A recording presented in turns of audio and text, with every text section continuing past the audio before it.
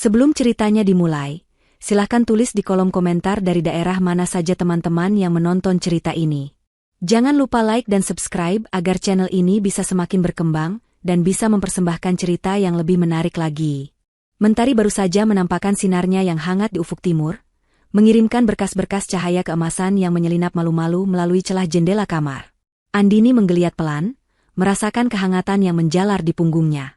Di sampingnya, Hendra, suaminya, masih terlelap dengan dengkuran halus yang sudah menjadi melodi pengantar paginya selama 5 tahun terakhir. Andini tersenyum. Baginya, kebahagiaan adalah hal-hal sederhana seperti ini. Bangun di samping pria yang ia cintai, menghirup aroma pagi yang segar, dan mengetahui bahwa satu hari lagi penuh cinta akan mereka jalani bersama. Dengan gerakan tanpa suara agar tidak membangunkan Hendra, Andini turun dari tempat tidur.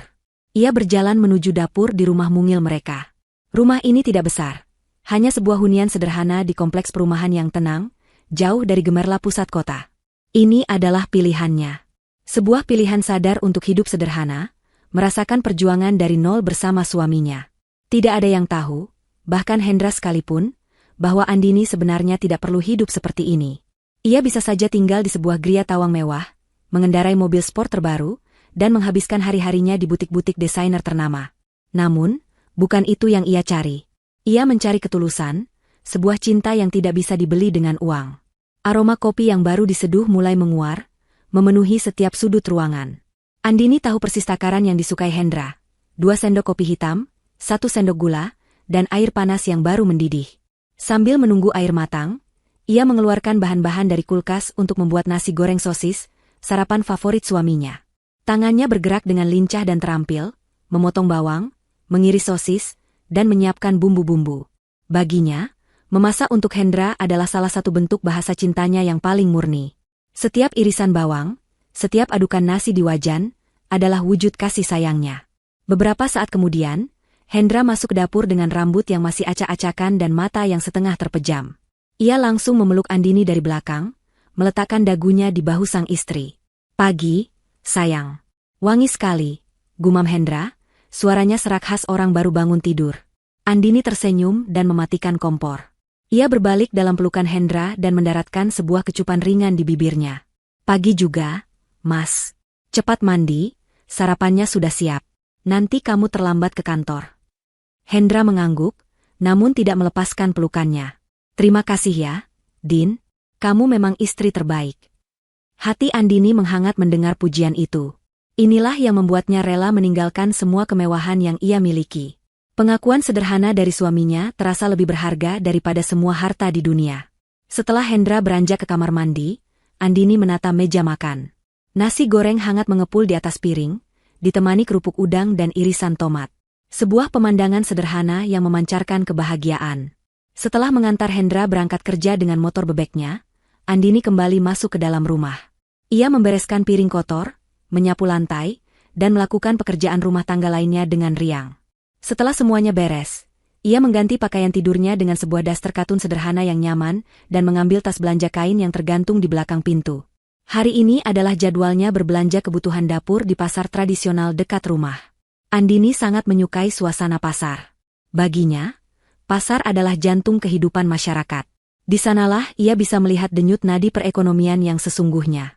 Suara riuh pedagang yang menawarkan dagangannya, tawar-menawar antara penjual dan pembeli, aroma aneka bumbu dan sayuran segar, semuanya menciptakan simfoni kehidupan yang unik dan membumi. Ia berjalan santai menyusuri lorong-lorong pasar yang sedikit becek, menyapa beberapa pedagang yang sudah akrab dengannya.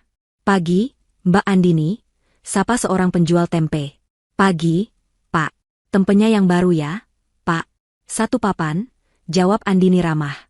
Langkahnya akhirnya terhenti di sebuah kios sayuran yang paling ramai. Kios itu milik Ibu Siti, seorang wanita parubaya yang selalu murah senyum. Sayuran di kiosnya terkenal paling segar dan harganya pun bersahabat.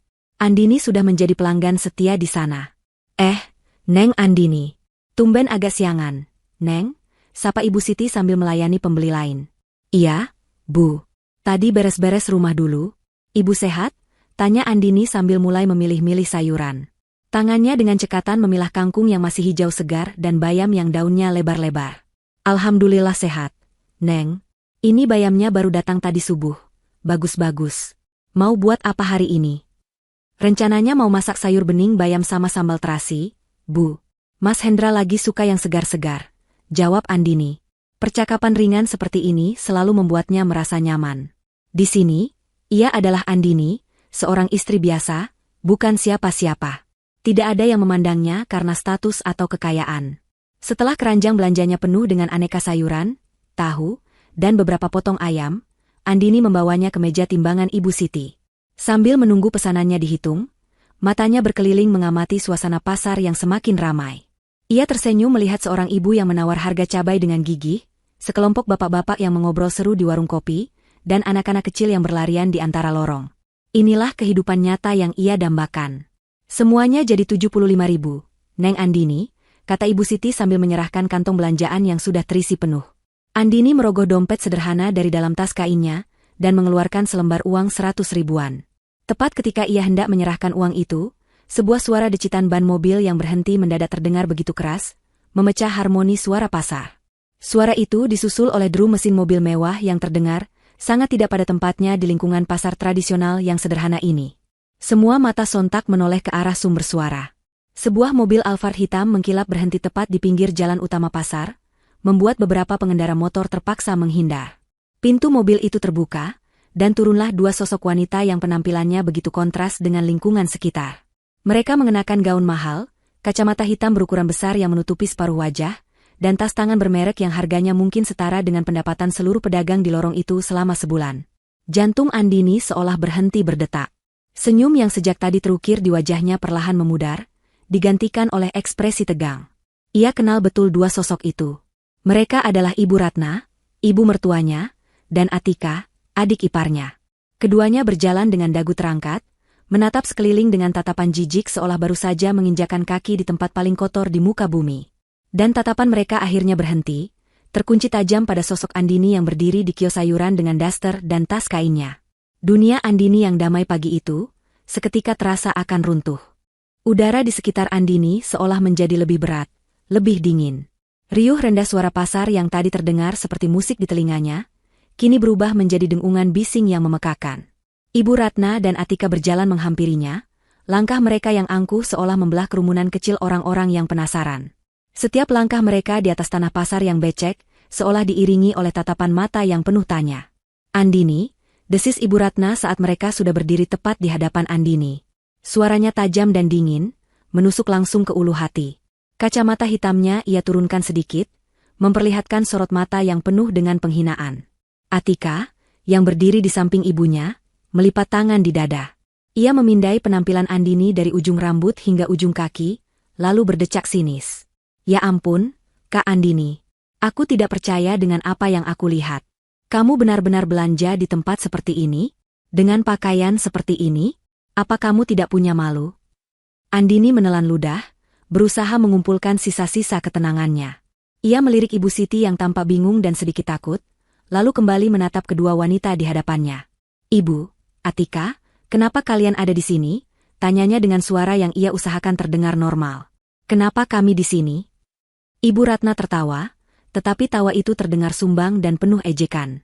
Kami baru saja dari butik langganan, dan kebetulan lewat. Tapi sepertinya kami malah menemukan pemandangan yang sangat memalukan. Menantuku, istri dari anakku satu-satunya, berpenampilan seperti pembantu dan berbelanja di pasar becek ini. Apa kata dunia nanti? Beberapa orang yang berada di dekat kios mulai berbisik-bisik. Mereka melirik ke arah Andini, lalu ke arah dua wanita glamor itu, mencoba memahami drama apa yang sedang terjadi di hadapan mereka. Wajah Andini mulai terasa panas menahan malu. Nanti kalau teman-teman sosialitaku melihat ini bagaimana? Bisa jatuh citra keluarga kita, Kak. Mereka akan berpikir Mas Hendra tidak bisa memberimu uang belanja sampai kamu harus ke tempat jorok begini. Tambah Atika dengan nada manja yang dibuat-buat, namun penuh dengan racun. Andini menarik napas dalam-dalam.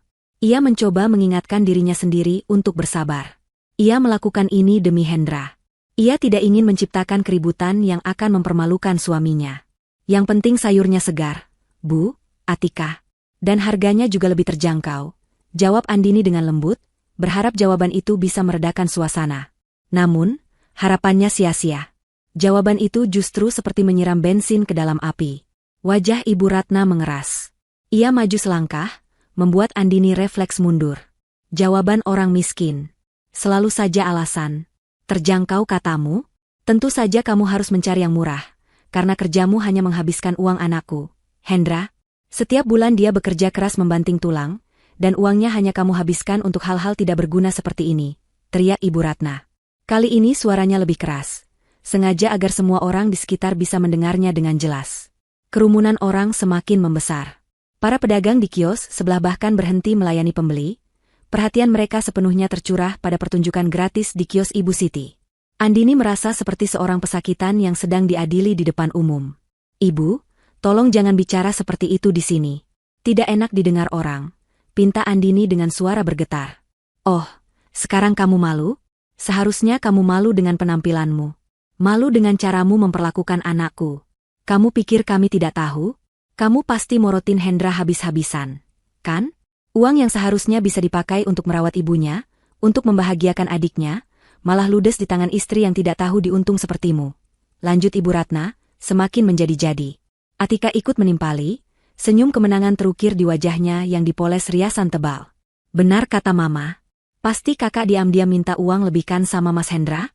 Makanya Mas Hendra selalu bilang tidak punya uang kalau aku minta dibelikan tas baru. Ternyata uangnya lari ke sini. Dipakai untuk foya-foya belanja sayuran busuk. Tuduhan itu begitu keji dan tidak masuk akal. Foya-foya? Belanja sayuran di pasar tradisional seharga Rp75.000, ia sebut foya-foya? Sementara Atika sendiri baru kemarin memamerkan sepatu baru seharga jutaan rupiah di media sosialnya. Sepatu yang Andini tahu persis dibeli menggunakan uang siapa. Uang dari hasil kerja keras Andini sendiri, yang ia transfer setiap bulan dengan dalih sebagai tambahan uang saku dari Hendra. Dada Andini terasa sesak. Kemunafikan mereka benar-benar tak terbatas. Selama ini, ia yang menanggung semua gaya hidup mewah mereka. Cicilan mobil Alphard yang mereka pakai, biaya perawatan di klinik kecantikan ternama, liburan-liburan mahal, semuanya berasal dari rekening Andini. Hendra, dengan gajinya sebagai staf biasa di sebuah perusahaan swasta, mana mungkin sanggup membiayai itu semua. Gaji suaminya bahkan seringkali habis sebelum pertengahan bulan, dan Andinilah yang selalu diam-diam menutupi kekurangannya. Semua pengorbanan itu, semua kebohongan putih yang ia ciptakan untuk menjaga harga diri suaminya di mata keluarganya, kini dibalas dengan hinaan dan tuduhan keji di depan banyak orang. Ia ingin berteriak, ingin membongkar semuanya saat itu juga. Ingin menunjukkan pada dunia siapa benalu yang sebenarnya dalam keluarga ini. Namun, bayangan wajah Hendra melintas di benaknya. Ia tidak mau menyakiti suaminya. Melihat Andini hanya diam dengan mata berkaca-kaca, Ibu Ratna dan Atika merasa di atas angin. Mereka mengira diamnya Andini adalah tanda pengakuan bersalah. Ibu Ratna semakin mendekat, menunjuk-nunjuk wajah Andini dengan jari telunjuknya yang dihiasi cincin berlian besar. Lihat, dia bahkan tidak bisa menjawab. Dasar perempuan tidak tahu diri. Kamu pikir dengan menikah dengan anakku, kamu bisa hidup enak? Kamu itu hanya beban. Pembawa sial. Sejak kamu masuk ke keluarga kami, tidak ada ketenangan. Yang ada hanya masalah. Setiap kata yang keluar dari mulut ibu mertuanya terasa seperti sembilu yang mengiris hatinya. Ia bisa menahan hinaan tentang penampilannya, tentang cara hidupnya. Tapi disebut sebagai beban dan pembawa sial adalah pukulan yang terlalu telak. Air mata sudah menggenang di pelupuk matanya, siap tumpah kapan saja. Ibu Siti, si pemilik kios, mencoba menengahi. Sudah, Bu, sudah. Kasihan Mbak Andini. Jangan ribut-ribut di sini, katanya dengan takut-takut. Namun, Ibu Ratna justru menoleh padanya dengan galak. Diam kamu. Jangan ikut campur. Kamu tidak tahu apa-apa. Perempuan ini adalah benalu yang menggerogoti hidup anak saya.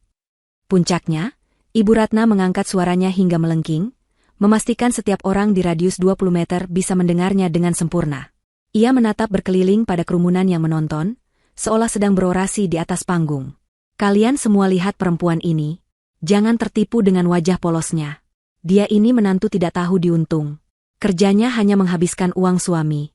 Kamu itu benalu. Menantu tidak tahu diri. Pembawa sial. Teriakan terakhir itu bergema di seluruh lorong pasar. Semua aktivitas seolah terhenti. Hening sesaat. Semua mata kini tertuju pada Andini, menatapnya dengan campuran rasa kasihan, penasaran, dan sebagian mungkin, penghakiman. Andini berdiri mematung, wajahnya pucat pasi. Hinaan itu, yang diteriakkan di depan umum, terasa seperti vonis mati bagi harga dirinya.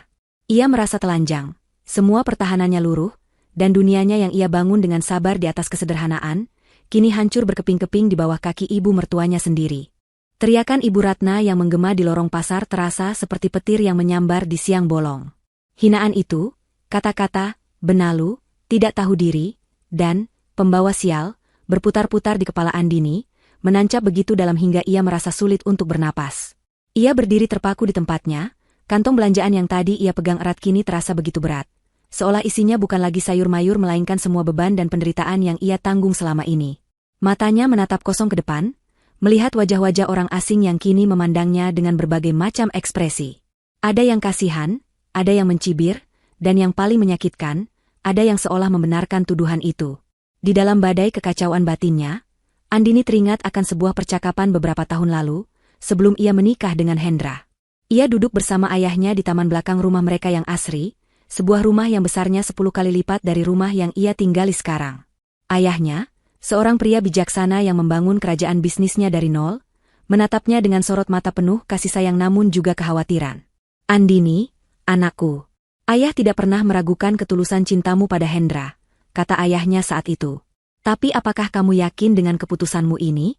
Menyembunyikan siapa dirimu yang sebenarnya, meninggalkan semua fasilitas yang kamu miliki, hanya untuk membuktikan cintanya tulus. Andini muda mengangguk dengan keyakinan penuh. Aku yakin, ayah. Aku tidak ingin dicintai karena uangku. Aku ingin Hendra mencintai Andini, perempuan biasa yang tulus menyayanginya. Nanti, jika waktunya sudah tepat, aku akan menceritakan semuanya. Aku yakin dia akan mengerti. Ayahnya menghela napas panjang. Cinta terkadang bisa membuat kita buta. Nak, keluarga adalah bagian dari pernikahan. Dan dari apa yang kamu ceritakan tentang ibunya, ayah khawatir mereka tidak akan pernah bisa menerimamu apa adanya jika mereka berpikir kamu berasal dari kalangan biasa. Orang yang matanya sudah tertutup oleh materi akan sulit melihat ketulusan. Saat itu, Andini menganggap kekhawatiran ayahnya berlebihan. Ia percaya cinta Hendra cukup kuat untuk melindunginya dari apapun. Namun kini, berdiri di tengah pasar yang becek, dihinakan oleh keluarga pria yang ia cintai, kata-kata ayahnya kembali terngiang begitu jelas. Terasa seperti sebuah ramalan yang menjadi kenyataan pahit. Cintanya pada Hendra memang ada. Tapi ternyata cinta itu tidak cukup untuk menjadi perisai. Kenapa diam saja? Benar, kan, semua yang Mama katakan. Suara Atika yang cempreng membuyarkan lamunan Andini. Atika melangkah maju, menatap Andini dengan senyum mengejek. Lihat saja penampilannya. Setiap kali aku unggah foto keluarga di media sosial, aku harus memotong bagian ke Andini atau setidaknya mengeditnya habis-habisan. Malu-maluin tahu. Teman-temanku selalu bertanya, Atika, kok kakak iparmu penampilannya begitu? Aku harus jawab apa?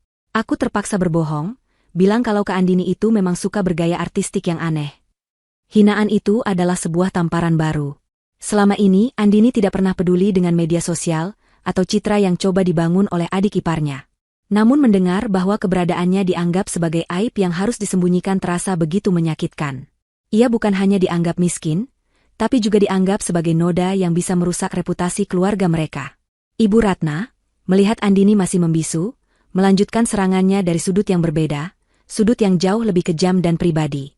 Sudahlah, Atika, jangan bicara soal penampilan. Ada yang lebih parah dari itu. Coba kamu pikir, sudah 5 tahun dia menikah dengan Hendra, tapi apa yang sudah dia berikan untuk keluarga ini? Seorang cucu pun tidak ada. Ucapan itu adalah belati paling tajam yang menghunjam langsung ke jantung Andini. Isu anak adalah topik yang sangat sensitif baginya dan Hendra.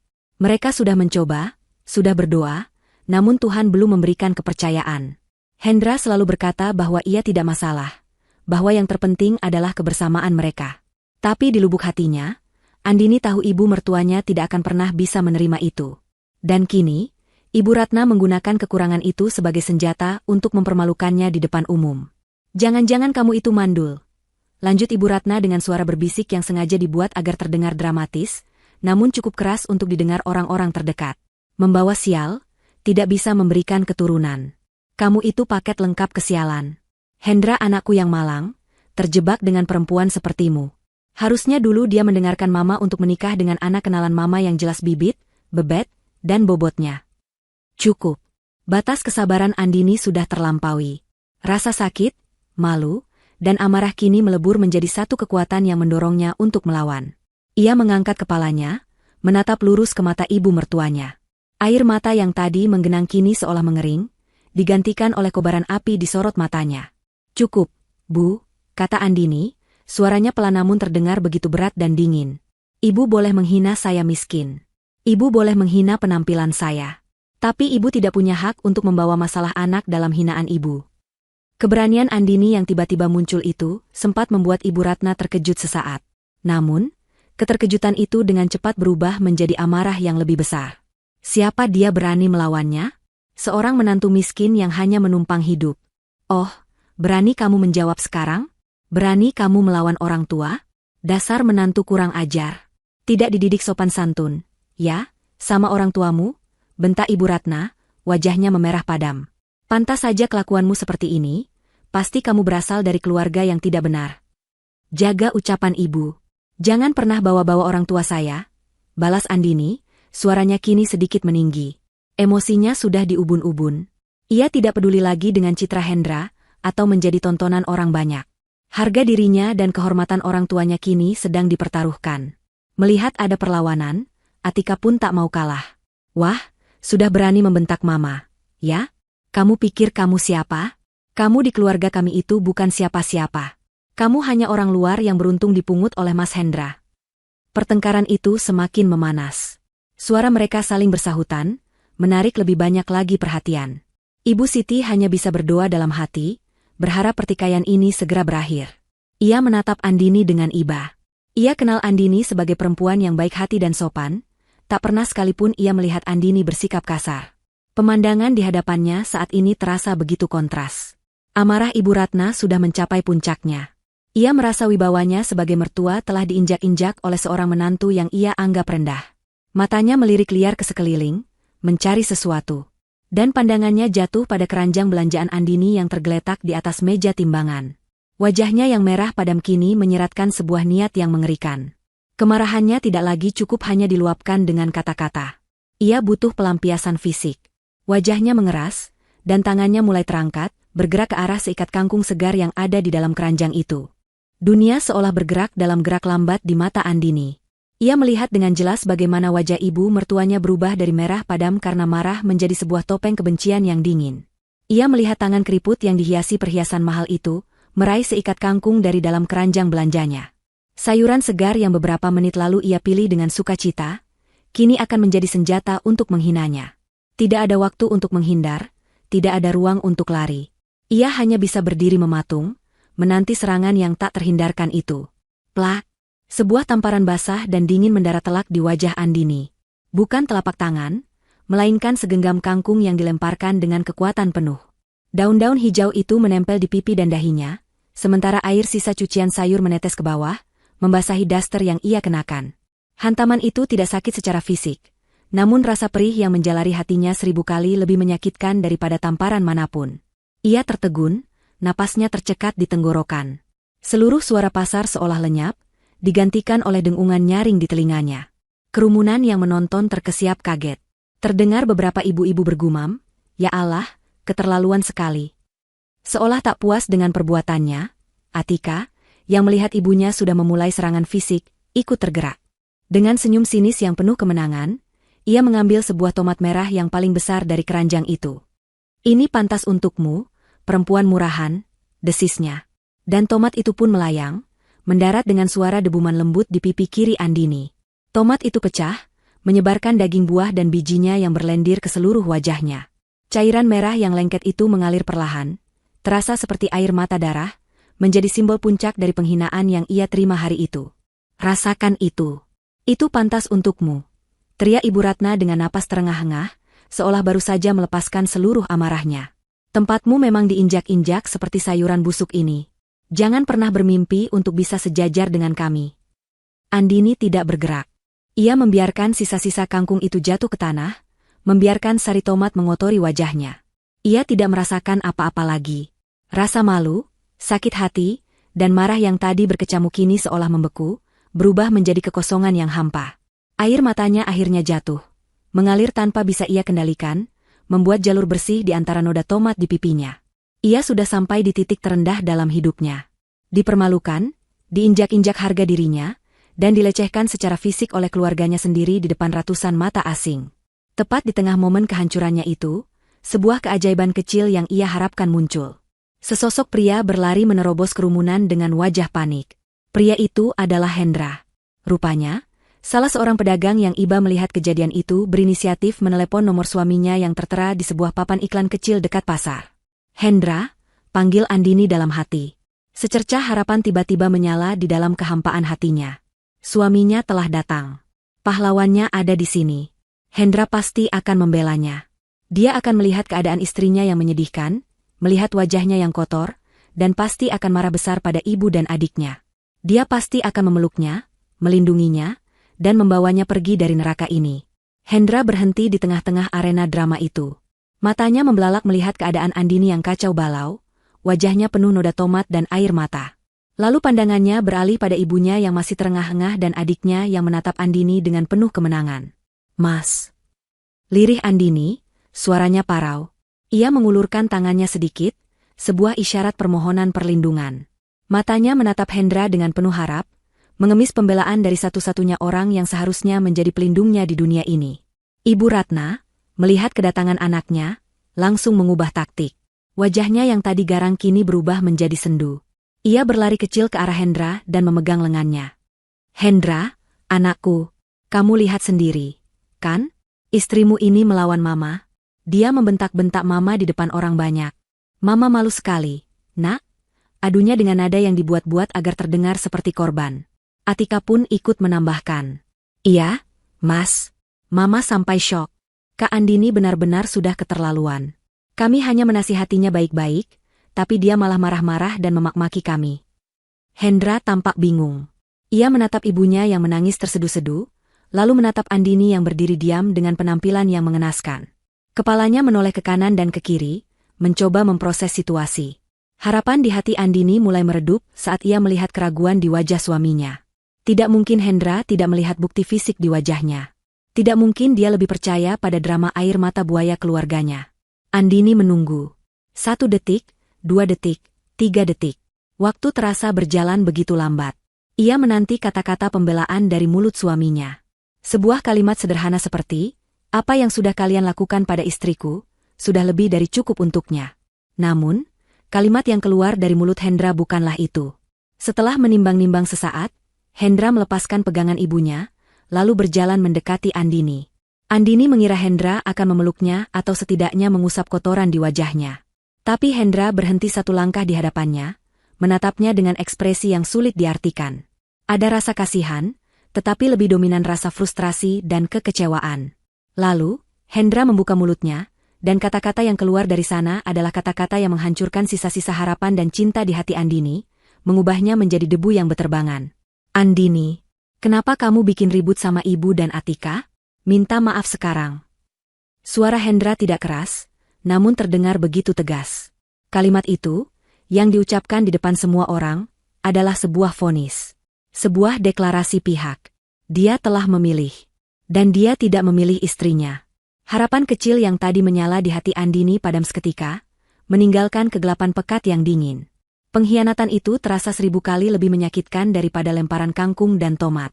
Hinaan dari mertua dan iparnya adalah luka sayatan, tetapi kalimat suaminya adalah tusukan belati yang menembus langsung ke jantungnya. Ia menatap wajah pria di hadapannya, pria yang ia layani dengan sepenuh hati, pria yang ia korbankan segalanya untuknya. Wajah itu kini terlihat asing. Pria itu bukan lagi Hendra suaminya. Dia adalah anak ibunya. Kekosongan di dalam diri Andini kini mulai terisi. Bukan dengan kesedihan, melainkan dengan sesuatu yang lain. Sesuatu yang dingin, keras, dan tajam. Semua cinta, kesabaran, dan pengorbanan yang telah ia berikan selama 5 tahun seolah menguap begitu saja. Penderitaan yang ia alami telah mencapai titik puncaknya, dan ketika rasa sakit sudah tidak bisa lagi dirasakan, yang tersisa hanyalah ketenangan yang mengerikan. Air matanya berhenti mengalir. Ia menatap suaminya, ibu mertuanya, dan adik iparnya. Lalu, di antara noda tomat dan sisa air mata, sebuah senyum tipis terukir di bibirnya. Senyum yang tidak menunjukkan kebahagiaan atau keramahan, melainkan senyum seseorang yang sudah tidak akan pernah bisa diremukan lagi, karena ia sudah hancur berkeping-keping dan kini siap membangun kembali dirinya menjadi sesuatu yang sama sekali baru dan tak terkalahkan. Kata-kata Hendra menggantung di udara yang pekat oleh aroma tanah basah dan sayuran. Minta maaf sekarang. Kalimat itu bukan sebuah saran, melainkan sebuah perintah. Perintah yang terasa lebih menusuk daripada 1000 hinaan. Di antara puluhan pasang mata yang menatapnya, Andini tidak lagi melihat kerumunan. Dunianya menyempit, hanya ada 3 sosok di hadapannya. Ibu mertua yang tersenyum penuh kemenangan, adik ipar yang menyeringai sinis, dan suaminya, pria yang baru saja meruntuhkan pilar terakhir dari pernikahan mereka. Hendra sendiri tampak tidak sepenuhnya menyadari dampak dari ucapannya. Di benaknya yang kalut, ia hanya ingin semua ini berakhir. Ia benci keributan. Ia benci menjadi pusat perhatian. Sejak kecil, ibunya selalu menanamkan doktrin bahwa keharmonisan keluarga adalah segalanya, dan tugas seorang anak laki-laki adalah menjaga perasaan ibunya. Melihat ibunya menangis, entah itu tangisan tulus atau pura-pura, adalah pemicu kepanikan dalam dirinya. Maka, jalan keluar termudah, tercepat, dan paling familiar baginya adalah menenangkan sang ibu. Dan dalam situasi ini, menenangkan ibunya berarti menyalahkan Andini. Ia tidak berpikir panjang. Ia hanya bereaksi sesuai program yang telah tertanam di kepalanya selama puluhan tahun.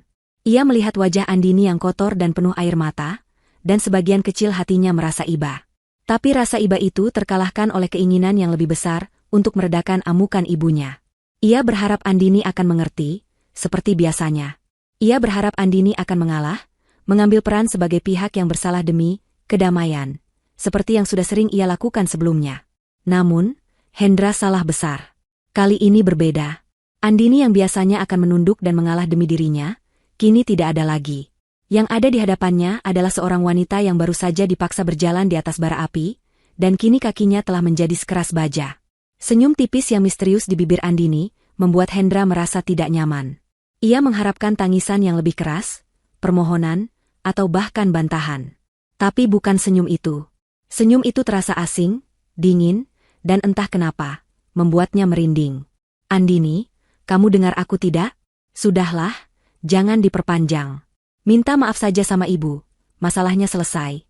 Ulang Hendra, kali ini dengan nada yang sedikit lebih lembut, mencoba membujuk. Ibu Ratna dan Atika saling berpandangan. Mereka mengira senyum Andini adalah senyum orang yang sudah gila atau pasrah. Kemenangan sudah di depan mata. Mereka hanya perlu menunggu Andini mengucapkan kata maaf, dan penghinaan mereka akan menjadi sempurna. Di dalam kepala Andini, sebuah film panjang berputar dengan kecepatan kilat. Ia melihat kembali pernikahannya yang berdurasi 5 tahun. Ia melihat dirinya yang dengan penuh semangat meninggalkan kehidupan lamanya, belajar memasak masakan kesukaan Hendra, belajar mengatur keuangan dari gaji yang pas-pasan, dan belajar menelan ludah setiap kali ibu dan adik iparnya datang berkunjung dengan segudang sindiran mereka. Ia melakukan semuanya karena cinta. Ia rela menjadi orang lain, menjadi versi sederhana dari dirinya, hanya agar bisa merasakan hidup normal bersama Hendra. Ia pikir, pengorbanan itu sepadan. Ia teringat malam-malam ketika Hendra pulang dengan wajah lesu karena ditekan target pekerjaan, dan Andinilah yang memijat pundaknya hingga suaminya terlelap. Ia teringat saat Hendra sakit, dan ia tidak tidur semalaman untuk mengompres dahinya. Ia teringat saat ia diam-diam menjual beberapa perhiasan warisan ibunya, untuk menutupi hutang kartu kredit Hendra, yang membengkak, karena membeli hadiah mahal untuk Atika. Ia melakukan semua itu tanpa pamrih. Ia pikir, inilah wujud cinta sejati. Lalu, film itu berhenti berputar. Berhenti tepat di adegan ini. Di tengah pasar, dengan wajah penuh noda tomat, dan suami yang menyuruhnya meminta maaf atas luka yang ia terima. Seketika, semua kenangan manis itu berubah menjadi pahit. Semua pengorbanan itu terasa sia-sia. Semua kesabaran yang ia pupuk selama bertahun-tahun kini, tampak seperti kebodohan yang memalukan. Pria yang ia bela mati-matian, yang harga dirinya ia jaga dengan mengorbankan harga dirinya sendiri, ternyata sama sekali tidak pantas mendapatkannya. Sebuah kesadaran yang menyakitkan namun membebaskan menghantamnya. Selama ini, ia tidak sedang membangun sebuah pernikahan. Ia sedang menopang sebuah bangunan rapuh sendirian. Ia adalah tiang, dinding, sekaligus atapnya. Dan hari ini, ia memutuskan untuk berhenti. Ia akan membiarkan bangunan itu runtuh. Senyum di bibir Andini sedikit melebar. Itu adalah senyum seseorang yang telah menemukan kembali sesuatu yang telah lama hilang. Dirinya sendiri. Postur tubuhnya yang tadi sedikit membungkuk karena menahan malu, kini perlahan tegak. Punggungnya lurus, dagunya terangkat. Sorot matanya yang tadi kosong kini kembali berisi. Namun bukan dengan kesedihan, melainkan dengan ketajaman setingkat elang yang telah menemukan mangsanya. Ia tidak lagi memandang Hendra sebagai suami, atau Ibu Ratna dan Atika sebagai keluarga. Ia memandang mereka sebagai masalah. 3 masalah yang selama ini menjadi parasit dalam hidupnya. Dan hari ini adalah hari pembasmian. Hendra merasakan perubahan itu. Aura istrinya tiba-tiba berubah. Wanita yang berdiri di hadapannya kini memancarkan kekuatan yang mengintimidasi. Andini. Panggilnya lagi, kali ini suaranya terdengar ragu. Andini mengabaikannya. Ia juga mengabaikan bisikan-bisikan Ibu Ratna dan Atika yang mulai tidak sabar. Matanya menatap lurus ke depan, melewati mereka semua. Dengan gerakan yang tenang dan disengaja, ia mengulurkan tangan kanannya, bukan untuk meminta tolong, melainkan untuk merogoh saku dasternya. Semua orang memerhatikan gerakannya. Apa yang akan ia lakukan? Mengeluarkan sapu tangan untuk membersihkan wajahnya? Atau sesuatu yang lain? Yang ia keluarkan bukanlah sapu tangan, melainkan sebuah benda persegi tipis yang berkilauan di bawah cahaya matahari pagi. Sebuah ponsel. Bukan sembarang ponsel, melainkan ponsel pintar model terbaru yang harganya setara dengan gaji Hendra selama 3 bulan. Benda itu terlihat sangat kontras dengan daster lusuh dan tas kain yang ia bawa. Atika, yang sangat terobsesi dengan gawai, langsung menyipitkan matanya. Ia mengenali model itu. Itu adalah ponsel edisi terbatas yang selalu ia inginkan tapi tidak pernah mampu ia beli. Bagaimana mungkin Andini memilikinya? Pasti itu barang palsu, pikirnya. Andini tidak peduli dengan tatapan bingung mereka. Dengan ibu jarinya yang masih sedikit kotor oleh tanah dari sayuran, ia menyalakan layar ponsel itu. Wajahnya terpantul di layar yang jernih, menunjukkan betapa kacaunya penampilannya. Namun, ekspresinya begitu tenang. Ia membuka kunci layar dengan pemindai wajahnya, lalu dengan ketukan jari yang mantap, ia membuka aplikasi kontak. Matanya mencari sebuah nama yang akan menjadi awal dari akhir penderitaannya. Kehadiran Pak Tirtayasa yang begitu tiba-tiba, dengan penampilan profesional dan sikap hormatnya pada Andini, adalah bukti nyata yang tidak bisa dibantah. Pria itu adalah perwujudan dari dunia lain, dunia bisnis dan kekayaan yang selama ini disembunyikan Andini di balik daster sederhananya. Kerumunan orang di pasar yang tadinya hanya berbisik-bisik, kini mulai berbicara lebih terbuka. Kebenaran yang baru saja terungkap begitu dramatis, lebih seru dari sinetron manapun yang pernah mereka tonton. Tidak mungkin. Kamu pasti bohong. Ibu Ratna adalah yang pertama kali memecah keheningan yang mencekam itu. Suaranya melengking, campuran antara penyangkalan dan kepanikan murni. Ia menunjuk-nunjuk Andini dengan jari gemetar. Kamu pasti mengarang semua ini untuk mempermalukan kami. Hendra, bilang pada Mama kalau semua ini tidak benar. Istrimu ini pasti sudah gila. Hendra, bagaimanapun, tidak bisa berkata apa-apa. Ia berdiri seperti patung garam, pikirannya kosong. Bukti transfer, pengakuan Andini, kehadiran pria berjas ini, semuanya terasa seperti mimpi buruk. Ia mencoba mencari celah kebohongan dalam cerita Andini, tetapi semua kepingan teka-teki itu terpasang dengan begitu sempurna dan menyakitkan. Ia teringat betapa mudahnya ia mendapatkan uang setiap kali meminta pada Andini untuk kebutuhan mendesak keluarganya. Ia teringat betapa Andini tidak pernah mengeluh soal keuangan. Padahal gajinya sendiri ia tahu persis hanya cukup untuk hidup dari bulan ke bulan. Ia telah hidup dalam kebodohan, atau lebih tepatnya, ia memilih untuk tidak tahu karena itu lebih nyaman baginya. Andini menatap ibu mertuanya dengan tatapan dingin yang menusuk. Bohong, Bu? Apakah bukti transfer ini terlihat seperti kebohongan? Ia mendekatkan layar ponselnya ke wajah Ibu Ratna. Ini, lihat tanggalnya. 3 hari yang lalu, transfer 15 juta rupiah dengan keterangan, untuk biaya arisan Mama. 2 minggu yang lalu, 25 juta rupiah, untuk DP perawatan wajah Mama. Apakah Ibu masih mau menyangkal? Ibu Ratna mundur selangkah, matanya terbelalak ngeri melihat catatan transaksinya sendiri terpampang di sana. Ia tidak bisa berkata-kata. Andini kemudian mengalihkan pandangannya pada Atika, yang sudah mulai menangis sesenggukan, bukan karena penyesalan, melainkan karena ketakutan. Dan kamu, Atika, kata Andini, suaranya tanpa emosi. Kamu ingat tas tangan edisi terbatas yang kamu pamerkan minggu lalu? Kamu bilang pada semua orang itu hadiah dari Mas Hendra, kan? Mas Hendra bahkan tidak tahu merek tas itu. Akulah yang membayar cicilan terakhirnya melalui kartu kredit tambahanku, kartu yang baru saja aku blokir. Andini menggeser layar ponselnya. Ini Lihat. Tagihan dari butik mewah. Langgananmu di aplikasi belanja online, yang setiap hari kurirnya datang ke rumah. Semuanya dibayar dari rekening siapa? Atika? Coba kamu baca nama pemegang kartunya. Atika terisak semakin keras, menolak untuk melihat. Ia sudah tahu jawabannya. Semua kemewahan semu yang ia bangun untuk citranya di media sosial kini hancur lebur. Ia bukan seorang putri dari keluarga kaya, ia hanyalah seorang parasit yang hidup dari kebaikan hati kakak ipar yang selama ini ia hina. Puas melihat kedua wanita itu bungkam, Andini akhirnya menoleh pada suaminya. Tatapannya pada Hendra adalah yang paling kompleks. Ada sisa-sisa kekecewaan, kemarahan, dan rasa sakit yang begitu dalam. Sekarang giliranmu, Mas Hendra, ucap Andini. Kamu pasti berpikir kamu adalah suami yang hebat, kan? Bekerja keras, memberikan nafkah. Tapi mari kita jujur. Apakah gajimu pernah benar-benar cukup? Cicilan motor sport bekas yang kamu beli diam-diam dari aku, siapa yang akhirnya melunasinya saat kamu tidak sanggup lagi membayar? Aku. Setiap kali ibu dan Atika merengek padamu minta uang untuk hal-hal yang tidak masuk akal, dan kamu dengan gagah berani menyanggupinya, uang siapa yang akhirnya kamu berikan pada mereka? Uangku. Aku memberikannya padamu diam-diam, agar harga dirimu sebagai laki-laki, sebagai anak dan kakak, tetap terjaga di mata mereka. Setiap kalimat Andini adalah sebuah pukulan telak bagi ego Hendra. Ia merasa ditelanjangi di depan semua orang. Semua topeng kejantanannya dilucuti satu persatu, memperlihatkan sosok pria lemah yang selama ini ditopang oleh istrinya. Aku melakukan semua itu karena aku mencintaimu. Mas, lanjut Andini, suaranya sedikit bergetar untuk pertama kalinya, menunjukkan sisa kerapuhan di hatinya. Aku pikir dengan menjaga harga dirimu, kamu akan melihat ketulusanku. Aku pikir dengan mengalah pada keluargamu, kamu akan melindungiku. Ternyata aku salah. Aku menjaga harga diri seorang pria yang bahkan tidak punya keberanian untuk membela istrinya sendiri dari sebuah lemparan tomat. Kini, giliran Ibu Ratna yang mencoba mengubah taktik. Penyangkalan sudah tidak berguna. Ia beralih ke manipulasi emosional.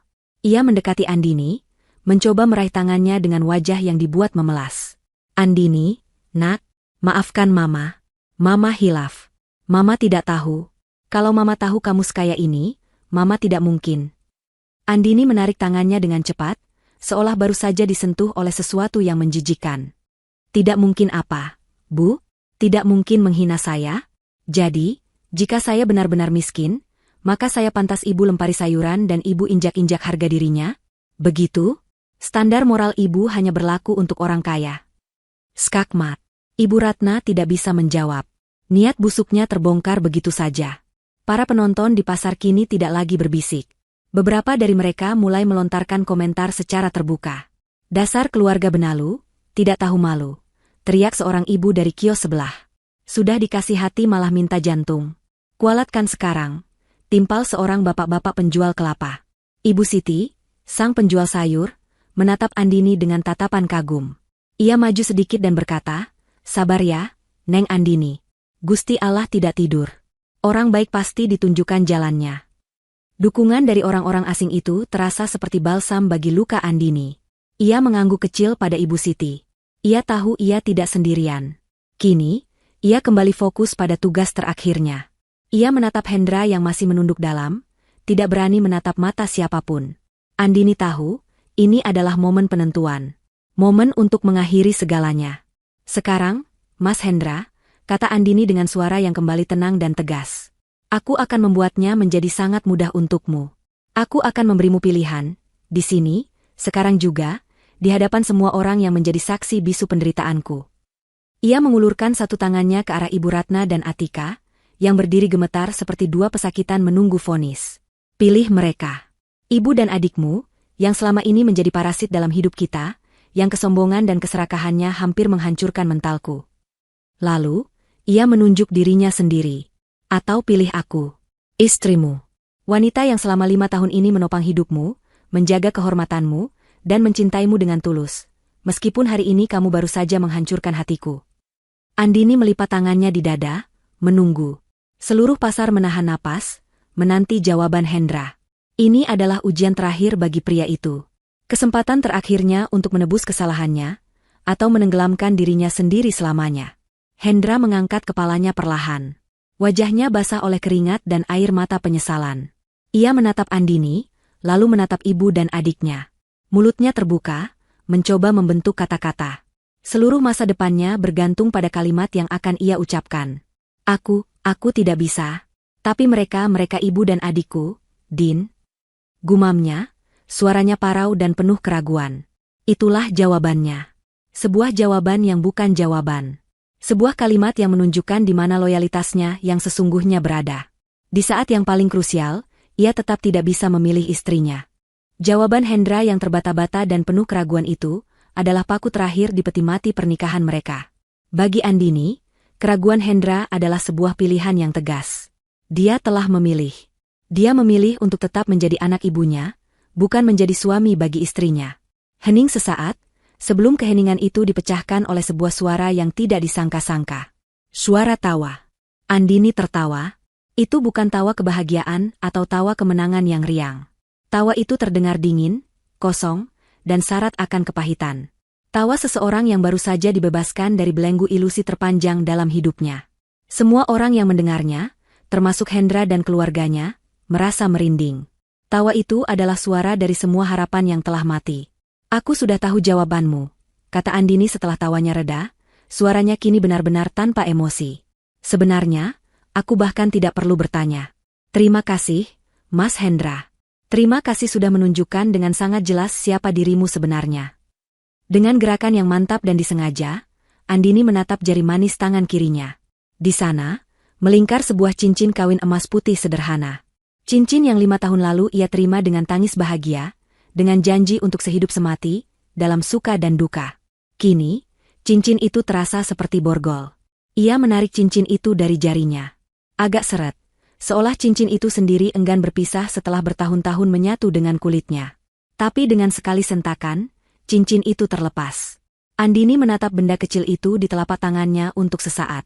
Kilauannya memantulkan bayangan wajahnya yang kotor dan hatinya yang hancur, namun juga matanya yang kini memancarkan kekuatan baru. Tanpa berkata-kata lagi, ia melemparkan cincin itu ke tanah becek di depan kaki Hendra. Ting! Suara denting logam kecil itu terdengar begitu nyaring di tengah kesunyian, menjadi penanda akhir dari sebuah ikatan suci. Mulai hari ini, detik ini juga, kita selesai, kata Andini, setiap katanya diucapkan dengan penekanan yang tajam. Aku, Andini Putri Wijoyo, menceraikanmu, Hendra Wijaksono. Urus surat-suratnya secepat mungkin, atau pengacaraku yang akan menghubungimu. Hendra tersentak seolah baru saja disambar petir. Cerai? Kata itu tidak pernah terlintas dalam benaknya. Ia menatap nanar cincin yang tergeletak di tanah, lalu menatap Andini dengan tatapan tidak percaya. Andini, jangan seperti ini, aku. Sudah terlambat, potong Andini dengan cepat. Ia tidak mau mendengar lagi alasan atau permohonan apapun. Ia sudah selesai. Ia kemudian menoleh pada Pak Tirtayasa yang sejak tadi berdiri diam di sisinya, seperti seorang pengawal setia. Pak Tirta, panggilnya. Ya, Bu. Pak Tirtayasa seolah sudah mengerti apa yang akan diperintahkan. Ia membuka tas kerjanya dan mengeluarkan sebuah map dokumen tebal. Ia menyerahkannya pada Andini.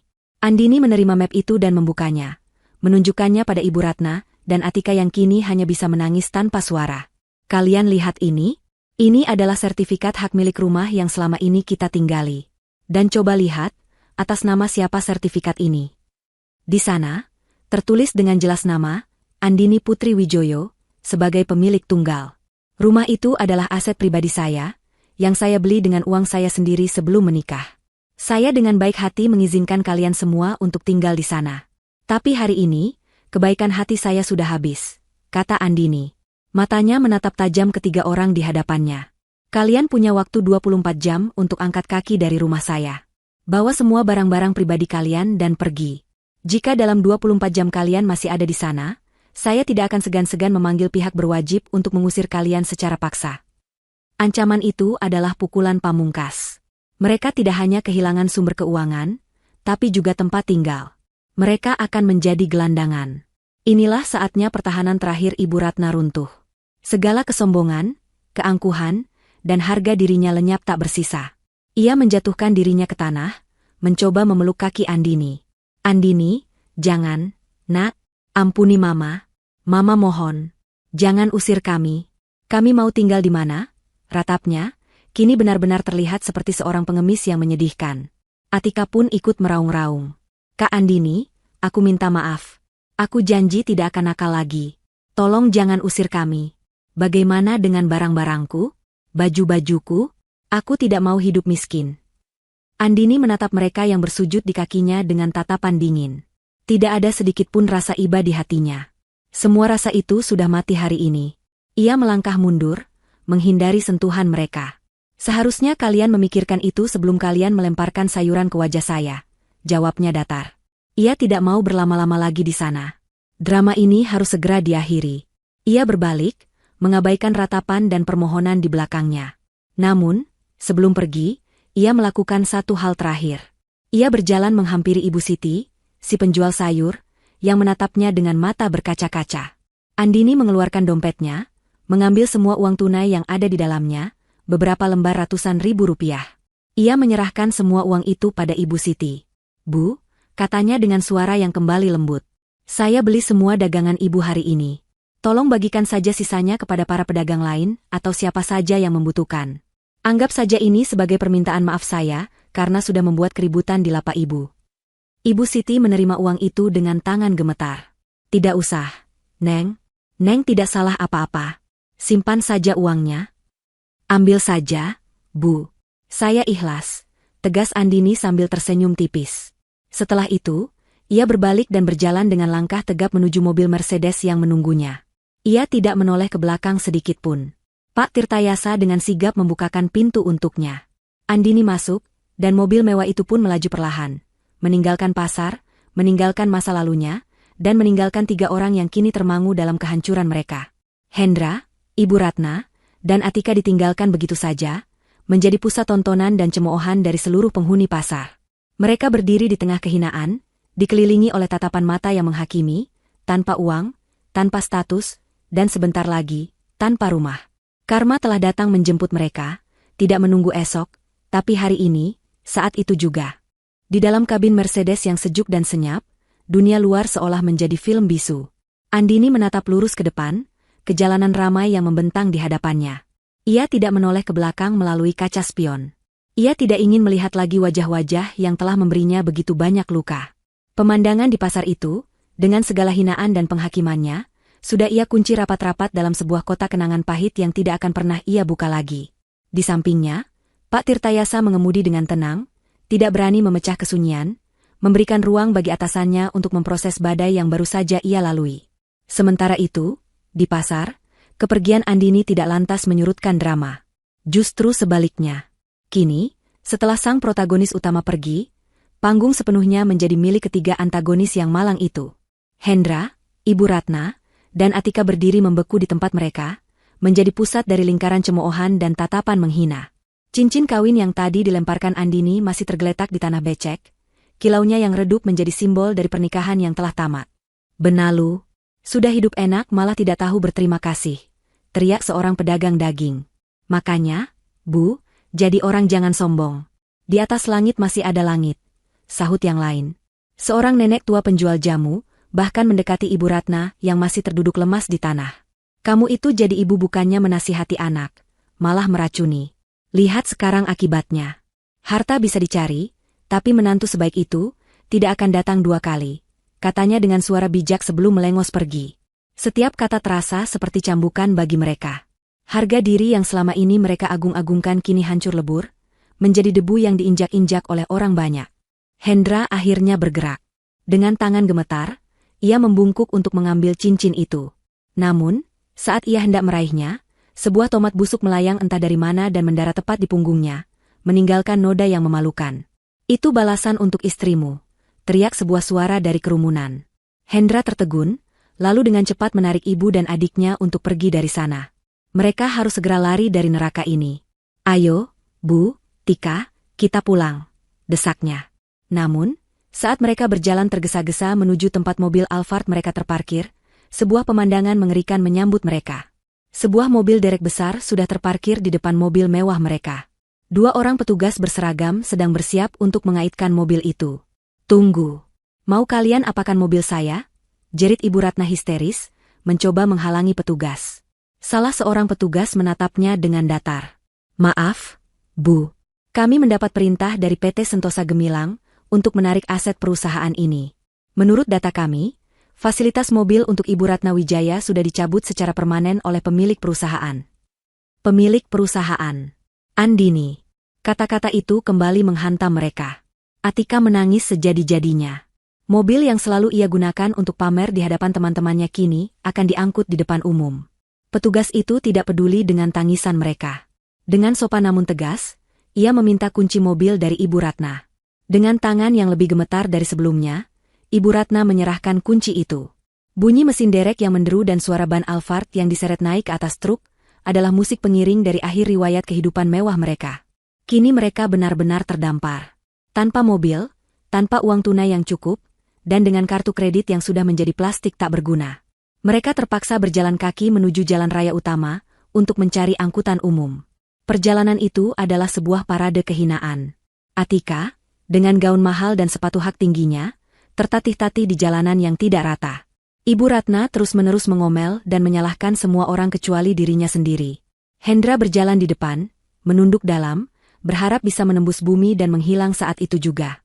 Setelah perjalanan yang terasa seperti selamanya, mereka akhirnya sampai di rumah. Rumah besar dan nyaman yang selama ini menjadi simbol status mereka, kini terasa seperti sebuah museum dari kehidupan yang telah hilang. Suasananya begitu dingin dan mencekam. Jam di dinding seolah berdetak lebih kencang, mengingatkan mereka akan tenggat waktu 24 jam yang diberikan Andini. Saat itulah bendungan amarah mereka pecah. Mereka tidak lagi bersatu sebagai keluarga, melainkan menjadi 3 individu yang saling menyalahkan. Ini semua gara-gara kamu, Ma, teriak Atika, menunjuk ibunya. Kalau saja Mama tidak melempar sayuran itu, semua ini tidak akan terjadi. Mama terlalu kasar. Berani kamu menyalahkan Mama? Balas Ibu Ratna tak kalah keras. Kalau saja kamu tidak terus-terusan merengek minta barang-barang mahal dan memprovokasi Andini, Mama juga tidak akan sepanas itu. Kamu itu yang serakah. Sudah cukup, bentak Hendra, suaranya menggelegar untuk pertama kalinya. Ibu Ratna dan Atika terdiam kaget. Kalian berdua sama saja. Sejak awal kalian tidak pernah suka dengan Andini. Kalian terus-menerus menekan aku, menghina istriku di belakangku, memerasnya secara tidak langsung melalui aku. Aku lelah. Aku lelah dengan semua ini. Hendra menjatuhkan dirinya di sofa, menutupi wajahnya dengan kedua tangan. Ia menangis sesenggukan, tangisan seorang pria yang telah kehilangan segalanya karena kelemahannya sendiri. Ia tahu ini semua salahnya. Seandainya ia lebih tegas, seandainya ia bisa melindungi Andini, seandainya ia memilih istrinya. Kata, seandainya, kini menjadi kata paling menyakitkan di dunia. Pertengkaran mereka terus berlanjut sepanjang sore, di antara suara tangisan dan teriakan yang putus asa. Mereka mencoba menelepon beberapa kerabat untuk meminta bantuan, namun kabar tentang kejadian di pasar rupanya menyebar lebih cepat dari api. Tidak ada yang mau menampung mereka. Mereka kini menjadi paria, keluarga beracun yang harus dihindari. Malam harinya, mereka duduk di ruang tamu yang terasa begitu luas dan kosong. Dikelilingi oleh barang-barang mewah yang sebentar lagi harus mereka tinggalkan.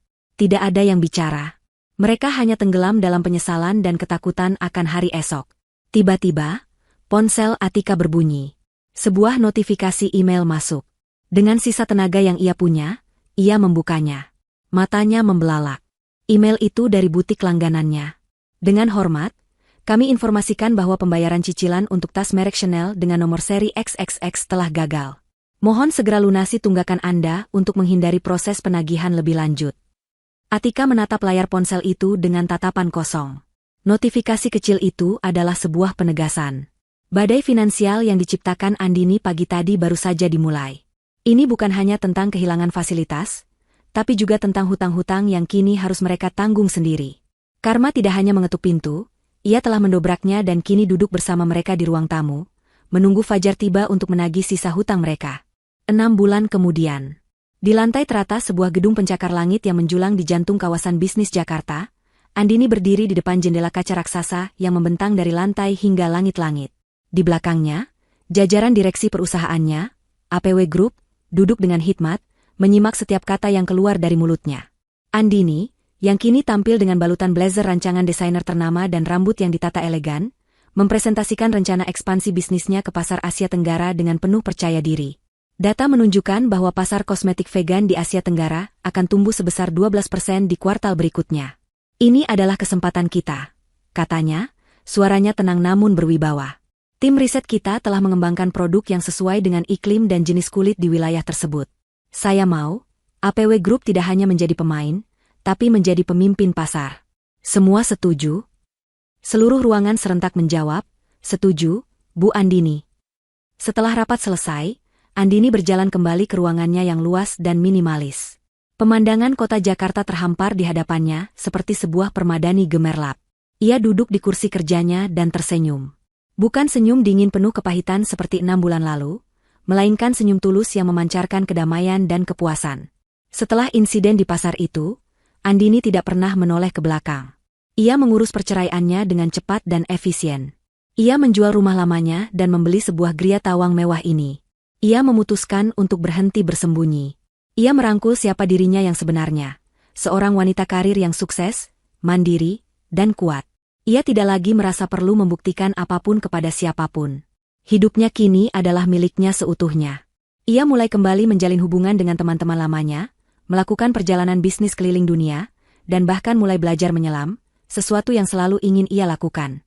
Ia menemukan kembali kebahagiaannya, kebahagiaan yang berasal dari dalam dirinya sendiri.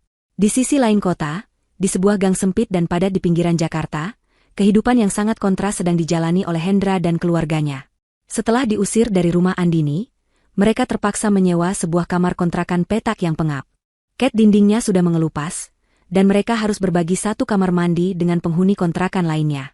Hendra kini harus bekerja ganda. Siang hari ia bekerja sebagai staf administrasi dengan gaji yang tidak seberapa, dan malam harinya ia bekerja sebagai pengemudi ojek online untuk menutupi kebutuhan sehari-hari dan membayar hutang-hutang Atika yang terus ditagih. Setiap kali ia pulang ke kontrakan dengan tubuh lelah, ia tidak disambut dengan senyum hangat dan makanan lezat. Ia justru disambut oleh omelan ibunya yang mengeluhkan betapa panasnya kontrakan itu, dan rengekan adiknya yang mengeluh bosan karena tidak bisa lagi pergi ke mall atau kafe. Ibu Ratna, yang dulu selalu tampil glamor di arisan sosialita, kini menghabiskan harinya duduk di depan kontrakan, bergosip dengan ibu-ibu lain sambil mengipasi dirinya dengan kipas anyaman. Ia terpaksa menjual semua perhiasannya satu persatu untuk membeli beras dan lauk pauk. Setiap kali melihat wanita lain memakai perhiasan, hatinya terasa perih, teringat akan kehidupan nyaman yang telah ia sia-siakan. Atika adalah yang paling menderita. Dunianya yang berpusat pada media sosial dan validasi orang lain telah runtuh. Ia mencoba menjual sisa-sisa barang bermereknya secara online, namun ia justru mendapat banyak cemoohan dari orang-orang yang entah bagaimana mengetahui ceritanya. Ia depresi, mengurung diri di kamar sempit itu, meratapi nasibnya dan terus-menerus menyalahkan Hendra dan ibunya. Hendra beberapa kali mencoba menghubungi Andini.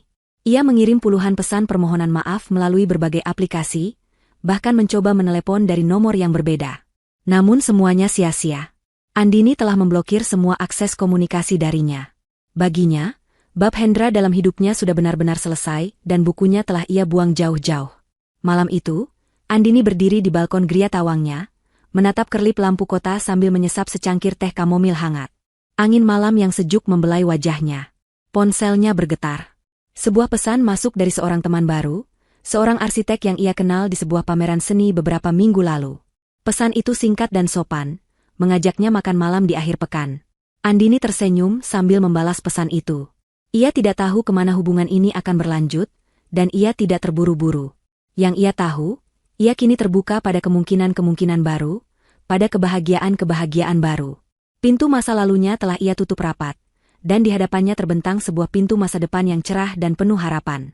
Ia menarik napas dalam-dalam, merasakan kebebasan yang sesungguhnya. 6 bulan lalu, di tengah pasar yang becek, ia merasa telah kehilangan segalanya. Kini ia sadar, ia tidak kehilangan apa-apa. Sebaliknya, ia telah membuang beban terberat yang selama ini menghalanginya untuk terbang tinggi. Ia telah kehilangan keluarga yang beracun, hanya untuk menemukan dirinya sendiri yang jauh lebih berharga.